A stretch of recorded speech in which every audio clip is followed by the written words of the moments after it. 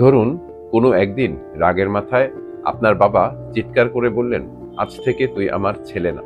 অথবা মা অভিমানে ঘোষণা দিলেন, আমি তোকে ত্যায্য করলাম।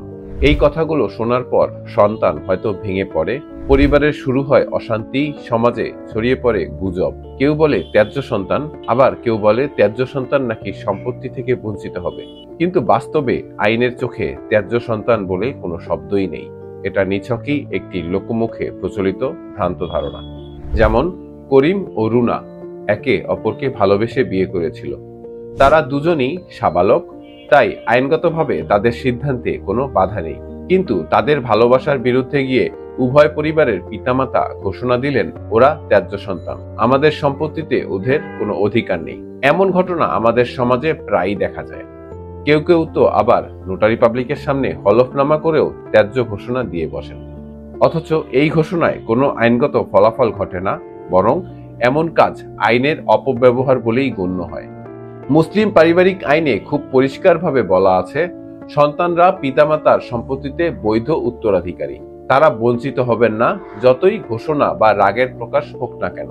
তবে পিতামাতা তাদের জীবদ্দশায় কোনো সম্পত্তি দান বা বিক্রি করে দেন অথবা উইল করেন, তাহলে তা কার্যকর হতে পারে।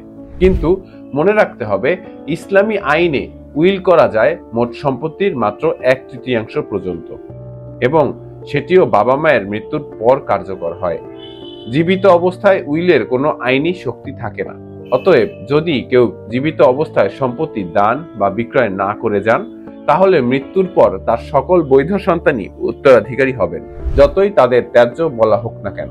আদালত কখনোই এমন ত্যায্য ঘোষণা স্বীকৃতি দেয় না। যদি কোনো বাবা মা বা আত্মীয় এমন ঘোষণার সুযোগে সন্তানদের উত্তরাধিকার বঞ্চিত করতে চান, তাহলে সন্তানরা দেওয়ানি আদালতে বাটোয়ারা মামলা বা পার্টিশন শুট করতে পারেন।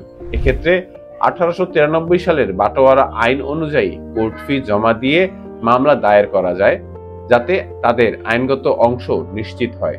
তবে একটা বিষয় মনে রাখা দরকার, যদি কোনো সন্তান ইচ্ছাকৃতভাবে পিতা বা মাতাকে হত্যা করে অথবা ইসলাম ত্যাগ করে অন্য ধর্ম গ্রহণ করে, তাহলে সে উত্তরাধিকার থেকে বঞ্চিত হয়।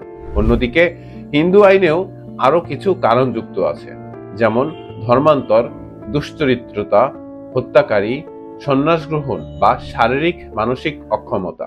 কিন্তু মুসলিম আইনে এই কারণ সীমিত, শুধু নরহত্যা ও ধর্মান্তর হলেই সম্পত্তির অধিকার থেকে সন্তান বঞ্চিত হতে পারে।